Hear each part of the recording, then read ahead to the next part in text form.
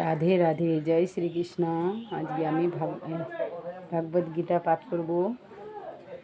পঞ্চম নম্বর শ্লোক। আগে গুরুদেবের প্রণাম করি। গুরু ব্রহ্মা গুরু বিষ্ণু গুরুদেব মহেশ্বর গুরুদেব তস্মৈ শ্রী গুরু নমঃ। অখণ্ড মনোভক্তঞ্জন চরচরণ তদ্গতম দর্শিতম যেন তস্মৈ শ্রী গুরু নমঃ। অজ্ঞানাতিমি রাধেস্য গুণঞ্জন শ্লাঘা চক্ষুরুন্মিলিতং যেন তস্মৈ শ্রী কৃষ্ণ। ওম নমঃ ভগবতে বাসুদেবায় নমঃ। ওম নমঃ ভগবতে বাসুদেবায় নমঃ। গণেশায় নমঃ। সরস্বতী নমঃ। পঞ্চম নম্বর শ্লোক। ভগবান শ্রীকৃষ্ণ বলছেন, হে মহাবাহো, যারা রাগ বিদ্বেষ ও আস্তিক নেই তাদেরকে নিত্য সন্ন্যাসী বলেই জানবেন। কারণ দ্বন্দ্বরহিত ব্যক্তি অনায়াসেই সংসার বন্ধন হতে মুক্তি লাভ করেন। জ্ঞান ব্যক্তিরাই কর্মসন্ন্যাস ও কর্মযোগকে পৃথক বলে থাকেন, কিন্তু পণ্ডিতেরা তা বললেন না, কারণ এটি সাধনা ঠিক মতো করলে দুটোরই ফল পাওয়া যায়। আর সঞ্জয় বলছেন, প্রকৃত কর্মযোগী হলেন নিত্য সন্ন্যাসী, কারণ তিনি সকল ক্ষেত্রেই অনুরাগ ও বিদ্বেষহীন থাকেন। এমনকি যার প্রতি তার সামান্যতম বিদ্বেষ সম্ভাবনা দেখা দেয়, তিনি আগেই তার সেবার ব্রতী হন। কোনো প্রাণী বস্ত্র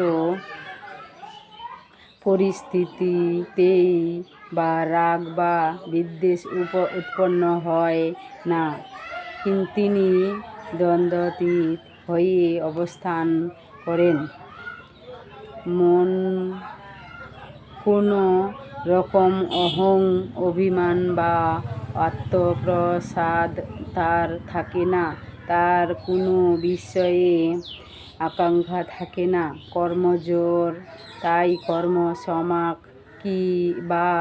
কিংবা নিষ্কাম হয় না। কর্মকর্তা সকাম বা নিষ্কাম হয়ে থাকেন। আকাঙ্ক্ষাহীন কর্মযোগী জগতের সেবাতে যে কোনো কর্মই করুক না কেন, তা কর্মফল উপজিত হতে পারে না। জগতের সেবায় নিমগ্ন কর্মযোগী জগৎ সংসারের সাথে কোনো সম্পর্ক না থাকায় তার মধ্যে রাগ বিদ্বেষ থাকতে পারে না। এটি সন্ন্যাস। এই রূপ যোগী সহজেই সিদ্ধি লাভ করে থাকেন। নিত্য সনাতনী হিসাবে পরিগণিত হয়। অনুকূল প্রতিকূল পরিস্থিতিগুলি কারো চাওয়া বা না চাওয়া উপর নির্ভর করে না। এগুলি প্রারব্ধ অর্থাৎ পূর্বেকার কর্মফল অনুযায়ী আসে এবং যায়।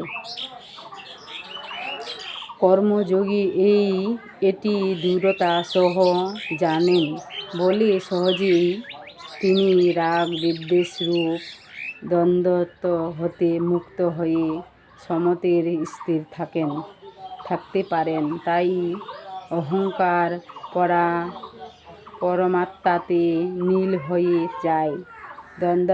দ্বন্দ্বাতীত যোগী আস্তিকহীনতাই পরমাত্মা প্রাপ্তির দৃঢ় ইচ্ছাকে প্রবল করে।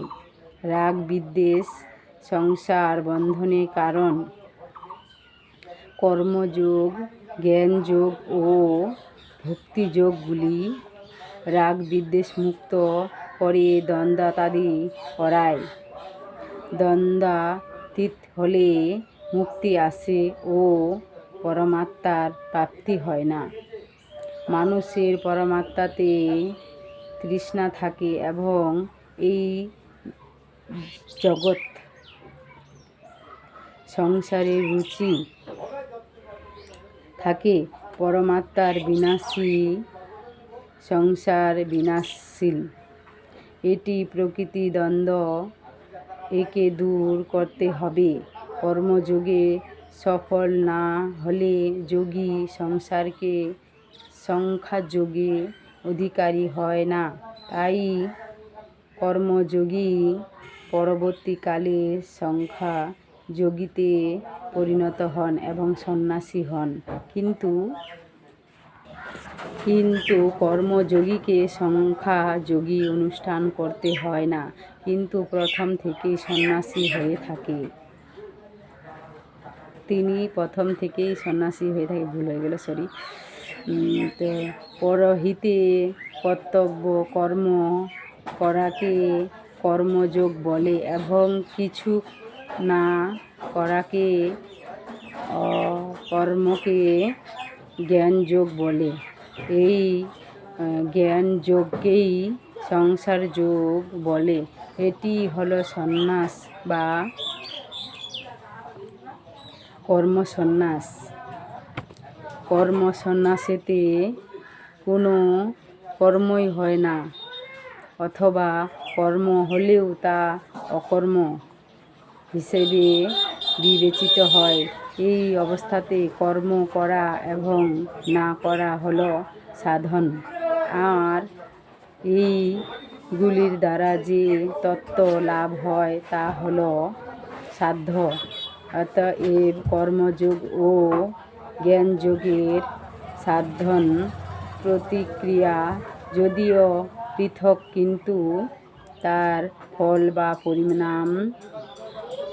পরিমাণ যাকে সাধ্য বলে তা এই হলো। উভয়ই